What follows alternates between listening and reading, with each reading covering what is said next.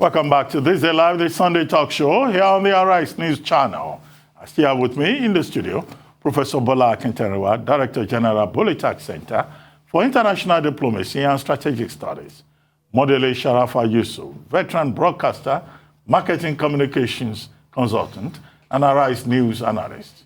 Yemi Adamolekun, Executive Director in Office enough, and Professor David Awurawo, Professor of International Relations and Strategic Studies at the University of Lagos. Let's take our next topic of the day. Nigeria's 2008 long jump silver medalist Blessing Okagbare has been banned for 10 years for doping. The Athletics Integrity Unit announced on Friday. The 33-year-old, who is also a sprinter, was expelled from the Tokyo Olympics last year before the women's 100-meter semi-finals after testing positive for human growth hormone at an out-of-competition test in Slovakia on July 19, 2021. The AIU had revealed that Okagbare tested positive for blood booster EPO in Nigeria in June, in addition to another failed test for human growth hormone in Slovakia in July, which was announced during the Olympics. Okagbare was also charged with failing to cooperate with the investigation team after she disobeyed an order to produce documents, records, and electronic storage devices in relation to the other charges. Okagbare, a former Commonwealth Games gold medalist, won her first round heat of the women's 100 meters in Tokyo before being forced to withdraw when her test results were announced. Okagbare had earlier denied all the charges. We're now being joined for a little more focus on this by barrister Chinedu Udora, counsel to Blessing Okagbare. Good to have you on the show, counsel. Thank you for joining us. Thank you, Ruben. Yes, thank you for joining us. Thank you for having me in your studio. Yeah, thank you for joining us. Well, let's go straight to the point. Blessing Okagbare, after that ruling by the World Doping Association, the Athletics Integrity Union, issued a statement saying that our lawyers would, study what has been done and advise on the next line of action. And as one of our counsel, what's the next line of action? Thank you, Ruben, for this question. At the moment, we are still studying the decisions of the disciplinary tribunal. We have several options. There are things we are looking at. There are things we believe that we're not right. There are evidence that we are not, that even though it went against us, but we feel that they were not properly evaluated. For instance, while we were in it, we had opportunity to call for, in fact, as you may know, that the baseline of all these charges rests on scientific interpretation and evaluation.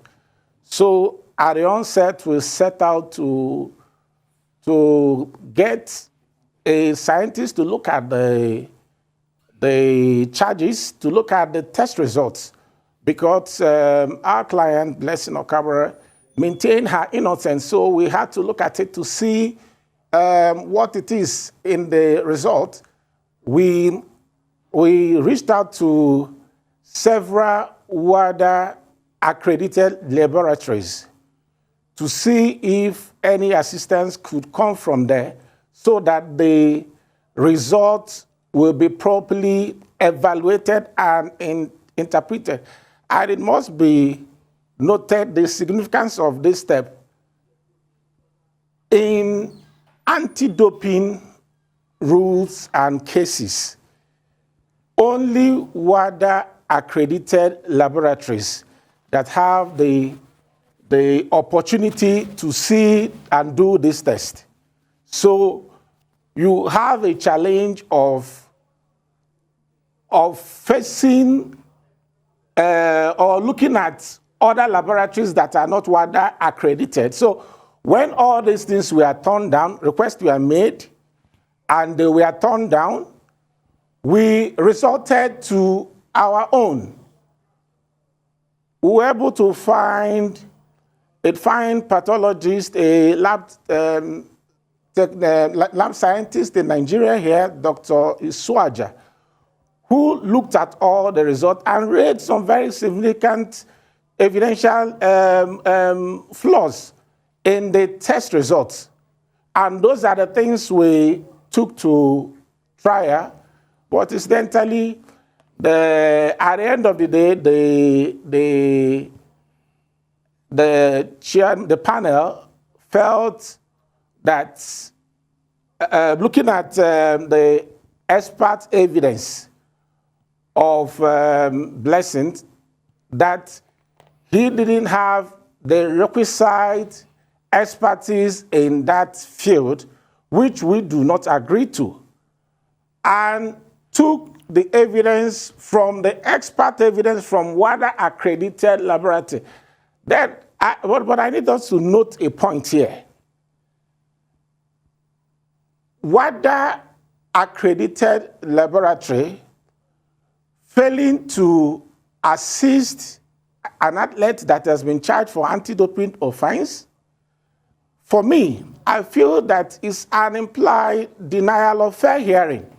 Well, Chinedu, because you have an uphill tax. Chinedu Udora, well, I mean, it's not... yes, Ruben, I can hear you. It's not on This Day Live, the Sunday talk show, that you argue the case. Let's cut through the chase. Are you saying... No, we're not arguing it. Yeah. We're not arguing Are we saying that Blessing Okagbare's lawyers will proceed to the Court of Arbitration for Sport? You have a window of 30 days. So some of these issues that you will plead before the Court of Arbitration can come up there. So are you going to go on appeal? And are you also going to make the point that the human growth hormone, drugs, and also the EPO, that they are not specified among those drugs listed by the World Anti-Doping Agency, WADA, that you refer to? No, the human growth hormone and the EPO are one of the substances that are on WADA banned list. Oh, okay. So they are there. The second thing, we are looking critically at the decision.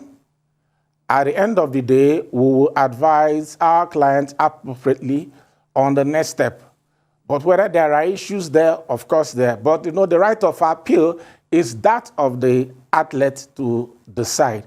Our own is to provide the necessary advice on what our next right or action should be. Okay, very quickly, how much support has she received from the Nigerian sporting community, particularly the Athletics Federation of Nigeria? All the Nigerian authorities have just abandoned our queen of the tracks, as she's otherwise known.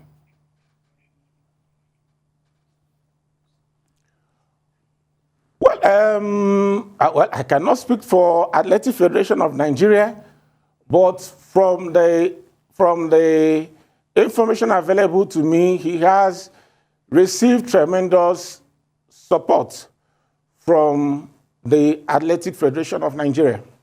Yes. Okay. So, I mean, the usual specified, punishment is a 4-year ban. But in this particular case, the athletics, the disciplinary tribunal of the AIU decided that, in fact, she should get up to 10 years on the grounds of egregious conduct, refusal to cooperate, and aggravating circumstances, as stated by the Athletics Integrity Union.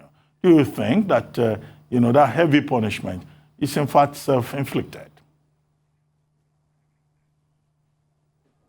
Yes, it's actually very heavy. We need to know that there were about 3 charges, and each of these charges comes with its own punishment. So for the drug violations, is about 5 years ban, while the refusal to cooperate got also about 5 years ban, making a total of 10 years. Okay. Yes. The speculation in all the commentaries that I've seen is that at 33 years old, that whatever happens, it looks like this is the end of the road for a lady who has had, you know, a very brilliant career in track and field.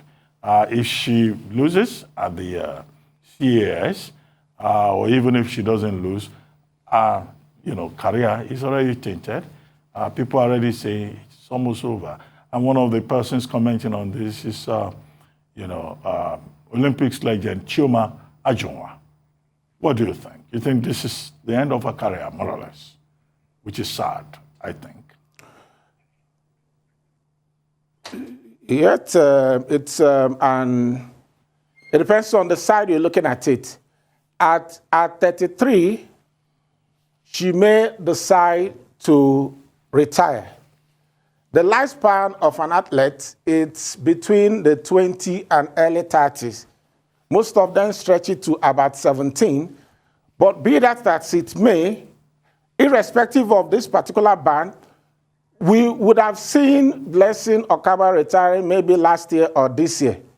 But incidentally, this ban has coming at this point in time. However, it is not the end of the road, because as long as she remains alive, the spirit, the love for sports in her will make her, at the end of the day, there are other places, there are other roles she can play in sport, not necessarily being on the track, but there are still other opportunities. It's a ban limited to number of years, which at the end of the day, she will be back to sports if she wants to. But as whether this is the end of her career, no, certainly not. It's not. Okay, finally, what lessons do you think we can draw from this, particularly with regard to doping? I mean, in sports, we've seen the example of Kamila Valieva at the Winter Olympics in China, and now this, you know, celebrated case of Africa's queen of the tracks, champion of the 100 meters, 200 meters, and the long jump. What kind of lessons do you think we can take from all of this, even if preliminarily? Yes, it calls for a lot of caution on athletes, because in the anti-doping world, you have to watch what you eat, what you take, and all that. So you'll be very circumspect in what you take, because once those substances, whether from food, contaminated food, or from anything, goes into your body, the table is so much against you. Therefore, the only way to come out of it is to ensure that you stay clear out of it, and seek advice on what you eat and what you take. That's my take. So it calls on more vigilance on the part of the athletes. Well, thank you very much, Chinedu Udora. Counsel to Blessing Okagbare for joining us today on This Day Live, this Sunday talk show. Thank you very much indeed.